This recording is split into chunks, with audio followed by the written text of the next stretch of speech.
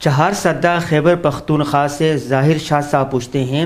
15 شعبان کے مسنون اعمال کون کون سے ہیں، ذرا تفصیل سے بتائیے۔ بس پہلی بات تو یہ ہے کہ 15 شعبان کی جو رات کی فضیلت ہے، پھر دن میں جو روزے کی فضیلت ہے، یہ ایک مختلف فی مسئلہ آ رہا ہے، ڈیبیٹیبل ہے کافی مقدار میں، لیکن ہماری جو رائے ہے اس حوالے سے تو وہ یہ ہے کہ اس حوالے سے تقریباً کچھ 17 احادیث موجود ہے، جن میں کچھ صحیح احادیث ہے بذات خود مستند ہے، اور کچھ ایسی ہے جو ضعیف ہے، لیکن جو دوسرا اصول ہے محدثین نے جو ذکر فرمایا ہے کہ جب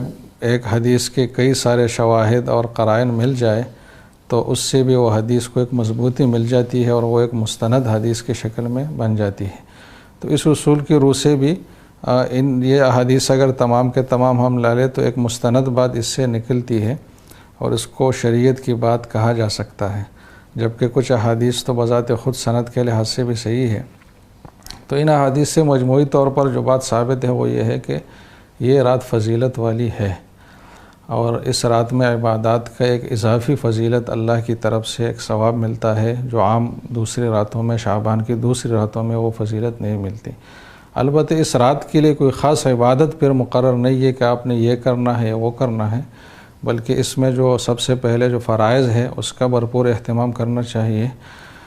جماعت کے ساتھ، اور جو بھی پراپر طریقہ ہے ہر فرض کی ادائیگی کا اس طریقے سے، اور اس کے بعد نفل عبادات جتنا بھی انسان سے ہو سکے، خواہ ذکر و اذکار کی صورت میں ہو، تلاوت کی صورت میں ہو، درود شریف کی صورت میں ہو، نماز کی صورت میں ہو، جو بھی نفل عبادات ہے اس کی کثرت کی جائے، کسی خاص عبادت کو ضروری نہ سمجھا جائے، اور اس رات کی فضیلت کا عقیدہ رکھ کر اگر کوئی عمل کیا جائے تو یہ بدعت یا ناجائز نہیں ہوگا۔ اس طریقے سے جو دن ہوگا 15 شعبان کا تو اس میں اگرچہ اتنی زیادہ روایات تو نہیں ہے، ایک ہی روایت ہے میرے خیال میں، اور وہ بھی ضعیف ہے، جس میں روزے کی فضیلت بیان ہوئی ہے، لیکن دوسری طرف پورے شعبان میں کسی بھی دن روزہ رکھنے کی فضیلت بہت ہی صحیح احادیث میں آئی ہے۔ تو ان احادیث کی روح سے بھی 15 شعبان بھی چونکہ شعبان ہی کا ایک دن ہے تو اس میں اگر روزہ رکھا جائے تو فضیلت تو حاصل ہو ہی جائے گی، اور جب ایک ضعیف روایت بھی موجود ہے تو ضعیف روایت اس درجے تک نہیں ہے کہ اس کو مستحب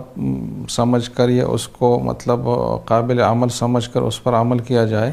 اور جو اصول ہے حدیث ضعیف کے لیے اس میں اتنے شدید ضعف کا حامل حدیث نہیں ہے، تو اس وجہ سے اگر کوئی روزے کا بھی اہتمام کر لے تو اس کو بدعت یا ناجائز نہیں کہا جائے گا، اور جب شعبان میں فضیلت مطلق روزے کی ہے تو اس نقطہ نظر سے یہ اہتمام کرنا بھی چاہیے۔